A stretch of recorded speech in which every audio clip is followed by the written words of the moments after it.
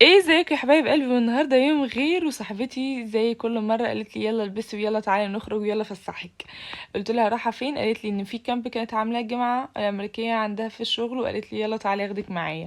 وبالفعل هي خدتني كده اشوفوا الاهرامات والمنظر جميل، ووصلنا وادي دجله بالليل. المفروض كان الكامب ده الصبح، بس عشان انا اتاخرت واتاخرنا كلنا عقبال ما اتجمعنا فكان بالليل.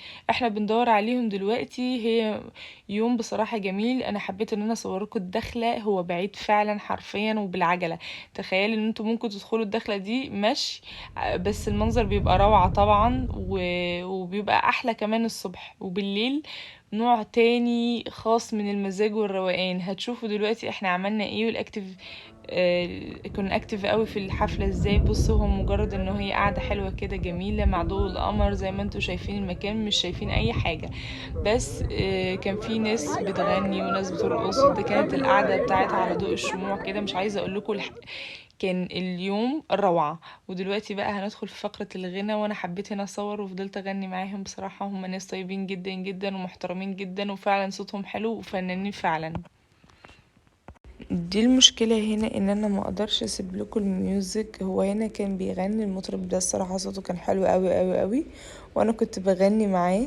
عايزة اقول لكم اللي على الشمال دوت علمني الطبلة دي، وبعد كده انا خدت طبلت بيها. صراحة هو طيب قوي، وقعد يوريني ويوريني ايه الفرق ما بينهم، وفعلا الايقاع بيختلف. وبصراحة ده في العود كان فظيع فظيع فظيع ما شاء الله. واللي علمين ده كان قاعد بيبتسم لي وبيشجعني واعملي كده، لا ما تطلعيش بره الريتم، لان التاني كان قام في فيديو تاني. وكان قاعدة بصوا كان القعدة ممتعة جدا. احنا هنا كانوا هما بيتعشوا، انا كنت واقفة لان بصراحة كانت الميوزك حلوة قوي وكان جواها حلو. ويا سلام، انا بحب الجو ده، فيا انا هسمع اغاني لأم كلثوم وانا قاعدة كده وبالي رايق، وده عندي كان كفاية. وهما كانوا بيتعشوا. كان في خيمة بقى فيها ناس بتقوم بطلباتهم يعني. بصراحة كان اليوم ممتع، والغنى بتاعهم كان حلو. والطبلة ده كان فظيع، في الطبلة الرق بتاعه كان جامد يعني، الإيقاع بتاعه حلو. طبعا في فيديو تاني هسيب لكم فيه الميوزك، بس للأسف الميوزك مش حلوة زي ما كنت مصورة في الوقت ده، لأن كان بيغني أغنية محظورا فما ينفعش انزلها طبعا. ودوت كان غريب. بصوا كانوا بصراحة فرقة حلوة، اتمنى في يوم من الايام يشوفوا الفيديو ده، واتمنى ممكن الناس تشوفهم وتعرف انه تعرفهم يعني، تكون عارفاهم معرفة شخصية وتشكرهم بالنيابة عني على الصراحة فنهم.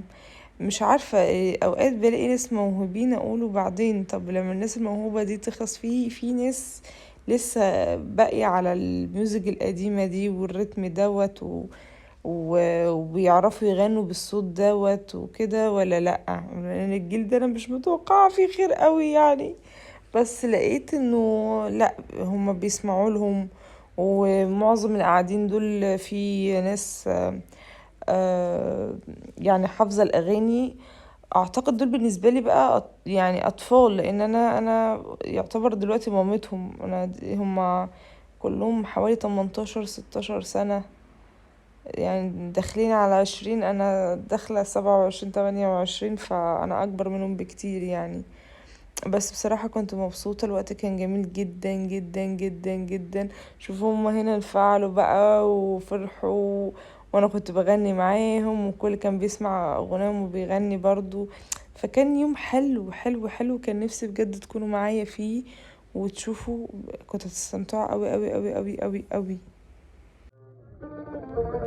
وهنا بقى بدأت ان انا اقعد اتفرج عليهم واستمتع عليهم من بعيد، وكانوا عشان كمان قاعدين ينادولي يلا تعالي كلي يلا تعالي كلي. وبصراحة الخدمة كانت ممتازة جدا، واللي عمل لهم الاورجنايزر اللي نظم لهم الرحلة دي بصراحة ممتازة. انا مش عارفة هو مين، بس فعلا احب احييه.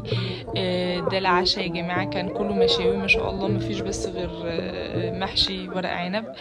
الجميل في الموضوع دوت، انا استغربت انه الجيل الجديد لا هو بيسمع اغاني قديمه لام كلثوم وبيحبها وكنت فاكره ان هم بقى اجنبي بس او اغاني من الشعبي ويجز وكده. لا هم كمان في لا حته في ودانهم لسه كويسه وسليمه بيسمعونها. وهنا بقى قاموا يرقصوا كلهم، وهنا بقى بدأنا احنا نهايبر.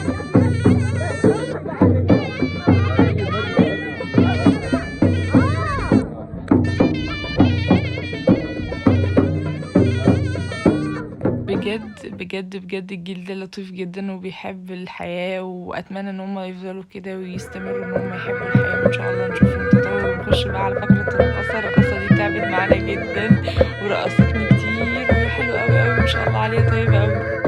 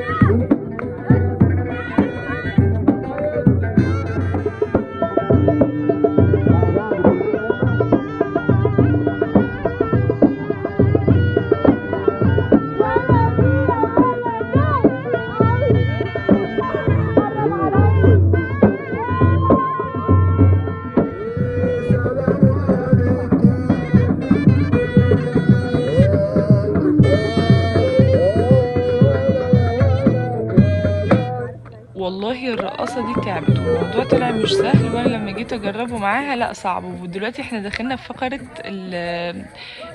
الرقص الافريكانو بقى، وبصوا كان جميل جدا، وهم كل الناس بتلاقاني اكتف يلا الكل عايزني اكون معاهم متفاعله وكده. طبعا في ناس كتير بترقص بس انا مش حبيت اصور حد عشان ما اجيبوش معايا عشان ما حدش يتضايق، فكنت دايما بواجه الكاميرا عليا انا وبس. بصراحه كان يوم حلو جدا جدا واستمتعت بيه جدا جدا، وشكرا لصاحبتي ان هي خدتني مكان زي ده. والله طيبين كلهم وعمالين يدونا حاجات كده عشان نتفاعل معاهم ونكون مبسوطين، وفعلا احنا كنا فرحانين جدا لانهم هم عمالين زي ما انتم شايفين يقلعوا يدوا للولد الطاقية يلبسها ويرقصوها، وبعدين انا ادوني البنوته سوري وادوني انا مش عارفه بتاع كده اقعد اشخشخ فيها. فبصراحه كانت حاجه حلوه، وانا مش كنت عارفه طبعا اعمل ايه ولا بعرف استخدمها، بس برضو كنت مع الميوزك كده بتحمس، وهم حركاتهم لوحدك بتخليك ان انت اكتف معاهم عمال ترقص وتتحرك كتير. بصراحه كان يوم حلو. بعد كده لبسوني، بقول لكم الرقصه دي تعبت يا جماعه وعملت مجهود رهيب، لانها هي دلوقتي تاني برضو طلعت بزي تاني وعماله ترقص، عملت لنا كذا شو يعني، هي لطيفه جدا على فكره وطيبه قوي. كان اليوم حلو قوي قوي قوي، وبتمنى ان يا رب كل الناس تقدر تقضي وقت كويس مع اهلها او مع اصحابها، والناس تستمتع بالحياه. انا عارفه انه ضغوط الحياه صعبه كتير قوي قوي قوي، وانا واحده منهم. طبعا الحياه عليا صعبه ضغوطاتها من كل الاتجاهات، بس الواحد بيقول الحمد لله. ولما بتيجي فرصه زي كده سبحان الله يعني تحس ان الواحد بيقول له ايه، يلا تعالى اما اخدك معايا فسحك يا بائس يا حزين. وده اللي صاحبتي بتعمله معايا، بنحاول نطلع بعض من ضغوط الحياة، وبيبقى احسن وقت لما بقضيه معاها. واتمنى يا رب يا رب يا رب يا رب يا رب يا رب يا رب يا رب كل الناس تكون سعيدة ومبسوطة وفرحانة ويشوفوا الحياة وربنا يهون علينا الايام اللي جاية من غلا ومن طمع ومن جشع، بس الحمد لله دايما احنا بنحمد ربنا، وربنا ان شاء الله هيدينا وهيرزقنا في ميعاده زي ما رزقني بالرحله الحلوه دي، وانا بستمتع بيها وحبيت اصورها لكم وانقل لكم تجربتي تستمتعوا معايا بيها. وشكرا جدا لان انتوا بتشجعوني على القناه ومشاهداتكم ليا ومشاركتكم ليا، وفعلا انا مبسوطه جدا وكل الدعم مني ليكم. وبجد بجد بجد بحبكم قوي، وشكرا ان انتوا معايا ولسه مكملين لاخر الفيديو. واتمنى ان انتوا مش تنسوا تعملوا لايك وشير وسبسكرايب للقناه علشان اوريكم كل جديد ويجيلكم كل جديد انا بعمله في يومي انا وجوزي وبنتي، ولو خارجه مع اصحابي خروجات اي حاجه انا بعملها عايزه انزلها لكم. بصوا يا جماعه ده طارق كان من طلاب الجامعه، وعايزه اقول لكم هو عمل شويه رسومات تفيد المكان ان هما لتعريفها يعني وترحيبها بالناس، وكمان قعد يقولي حاجات كتير قوي انه لو انا جيت الصبح زي ما هم كانوا موجودين وبيحكوا للطلاب انه الجبال دي طبقات وكل طبقة لعصر مختلف، وفيها آثار لحيوانات كمان ميتة ومدفونة فيها. فده حاجات صراحة معلومات أول مرة أعرفها وخوفتني شوية. هو كان مروح وكان ماشي فصعب عليا، فجبت البتاع اللي أنا ماسكاه في إيدي دي ومشيت. قالوا لي طالما صعبان عليكي خدي روحي وصليه وارجعي، بس انتي خوافة وجبانة وكده. بس أنا قلت لهم لا، أنا مش خوافة ومش جبانة أبدا، أنا رايحة إيه هوصله. وهو كان ماشي من غير ما ياخد أصلا اللمبة دي، أنا اللي خدتها معايا، قلت هرجعها معايا. فوصلته بقى، وهنا كنت برجع لوحدي وشوفنا الكلب اللي انتوا شفتوه ده من شوية. وبصراحة كان حلو قوي قوي قوي ان انتوا تاخدوا حاجة كده، تجربة كده لوحدكم، بتحسوها سبيشال كده، تاخدوا وقت مع نفسكم بقى. فالخوف شوية سيطر عليا، بس الإرادة بتاعتي لا أنا هوصل فعملتها. ما شاء الله عليا. من هنا من موقعي احب اقول لكم انا استمتعت يا جماعه. بصوا في طريقين، طريق كده وطريق كده، هو امشي من اي واحد؟ لا انا خايفه نمشي من اللي باين هنا، مش عارف. بصوا في زرع، شايفين الزرع التاني؟ محمية طبيعية دي ولا ايه؟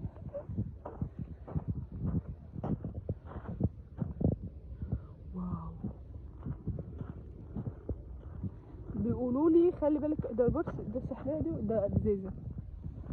نفسي الاقي حاجة انا مش بدور على حاجة يا جماعة، بجد يوم روعة روعة روعة حرفيا.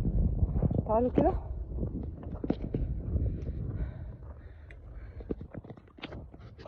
هذا لما بيضرب في العين صعب قوي.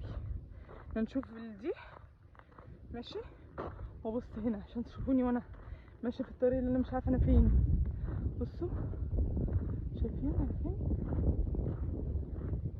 يا الخيال بتاعي كبير قوي الخيال جامد ورا بجد. واو يا حلو حلو حلو حلو حلو حلو جدا. يا الله على الجمال. عشان انا ممكن النور البتاع ده يعني مش عامل اي حاجه، بس النور ده قوي، فاوقات لازم اشوف عشان اصحح المسار بدل ما اقع وانا بقول ايه. اقسم بالله يوم اميزنج بجد، رائع، مش عارفه اقول ايه. هنا خلاص الحمد لله انا بدأت ارجع لهم، بس بجد هو الموضوع مرعب مش سهل. ولقيت كمان قشر جلد تعبان، فده اللي رعبني اكتر، وكنت بتمنى اروح باي طريقة، كنت مرعوب. هنا بقى قررت ان انا اقعد واستريح من المشوار اللي انا خدته دوت. وهم كانوا بيرقصوا بقى طبعا وبيغنوا وبيحتفلوا وقلت بس خليني بقى اقعد انا واشاهد كأني جمهور. وزي ما انتم شايفين كده باكل بقسماط او بتون ساليه بمعنى الكلمة، عشان ما حدش يقول لي يا جهلة.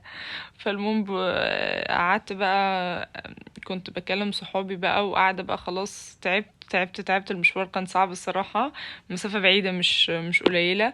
فكنت باكل بقسماط بقى وكنت مبسوطة. والحلو هنا كمان ان هم قدموا لك مية وحاجة ساقعة وفاكهة وحلويات، ويعني في حاجات كتير قوي قوي قوي قوي ما شاء الله عليهم. يعني كانت فعلا رحلة حلوة. والنسقاء وشوفوا كانوا الجو العام كان حلو جدا. وهنا بدأت اخد لي بقى صور بقى، بدأت هايبر بقى، كنت تعبانه خلاص مش قادره اقوم. فقلت هم كلهم قاموا كده نسكت، لا انا هاخد الكاميرا واصور كام صوره. بعد كده لقيت الكلب القمر ده الحلو الجميل، وقلت لو ايميليا كانت معايا كان زمانتهم بستهم وقالت لهم دوكي دوكي هف هف وهنا كنت باكلهم بشربهم، كانوا يحبوا عيني عطشانين جدا. وهنا كنت بركب العربيه خلاص وبغادر المكان، وبوريكم الطبقات اللي هو بيتكلم عليها باينه في نور في نور العربيه، ان الطبقات دي مر العصور. هو ده كان وادي كان فيه ميه بينقص بالتدريج فادت لكده. بصوا بقى انتوا بخشوا شوفوا القصه، وبوريكم دي اخر احداث للمكان. لما انا كنت قاعده كان ده المنظر وانا قاعده، كنت شايفه ده الجو اللي انا كنت شايفاه وانا قاعده لكم في اخر الفيديو. وبصراحه كان اليوم حلو قوي، واتمنى ان انتوا تجربوا التجربه دي تاني مش عارفه اقول لكم ايه، روحوا وادي دجله يا جماعه، ومش بعيد في المعادي، كان حلو قوي والرحله هتستمتعوا.